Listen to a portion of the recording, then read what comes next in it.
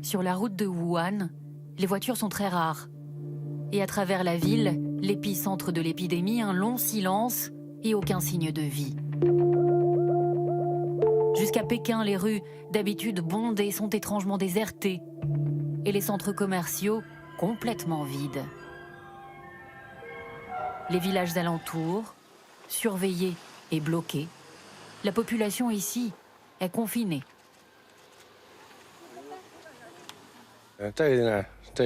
C'est pour empêcher que le virus ne contamine notre village.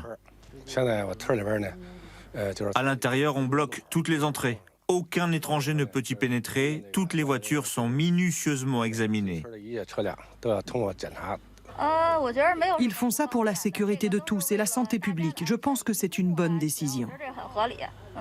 En milieu de journée, le bilan faisait état de 132 victimes du coronavirus en Chine. Chaque jour, le bilan augmente. 5 974 cas de contamination ont été confirmés et plus de 9 000 cas suspects sont en cours d'examen. Devant l'ampleur du phénomène, un défi titanesque est lancé pour accueillir les patients déjà contaminés et sans doute les prochains. Un nouvel hôpital avec au moins 1000 lits doit être opérationnel dans quelques jours. Je travaille de 7 h du matin jusqu'à minuit avec 1 ou 2 heures de pause.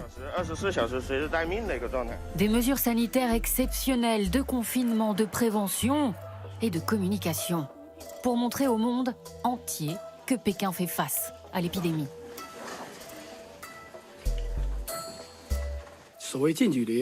La contagion peut avoir lieu à partir d'une distance de moins de 2 mètres avec une personne contaminée. Je crois que nous avons mis en place des mesures suffisamment préventives. Mais il faut savoir que le virus peut être transmis d'homme à homme. Malgré cela, la psychose dépasse toutes les frontières.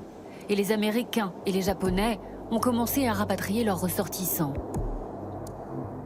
En Allemagne, 3 personnes ont été contaminées, avec un premier cas de transmission sur le sol européen. La bonne nouvelle, c'est qu'il va bien. On l'a isolé pour le soigner, mais l'état de santé global est plutôt bon, à l'instant où je vous parle, et j'espère que cela ne va pas empirer. En France, un 4e cas de contamination sévère a été confirmé. Il s'agit d'un touriste chinois de 80 ans, actuellement en réanimation à l'hôpital Bichat, à Paris. Cet après-midi, les médecins reconnaissent que dans ce dernier cas, le diagnostic n'a pas été immédiat. Ce patient-là est arrivé aux urgences de l'hôpital Georges Pompidou le 25, samedi. Bien sûr, il avait de la fièvre, mais il avait absolument pas de signes respiratoires. D'autre part, il venait pas de Wuhan. Il venait d'une ville à 350 km au nord. Les ressortissants français en Chine attendent toujours d'être rapatriés. Un avion pourrait atterrir vendredi à Paris, mais rien n'est sûr, car les rapatriements souhaités des Européens semblent froisser Pékin. Hier, l'ambassade de Chine au Danemark a même demandé des excuses de la presse danoise pour ce drapeau chinois caricaturé, un dessin jugé insultant pour le peuple chinois.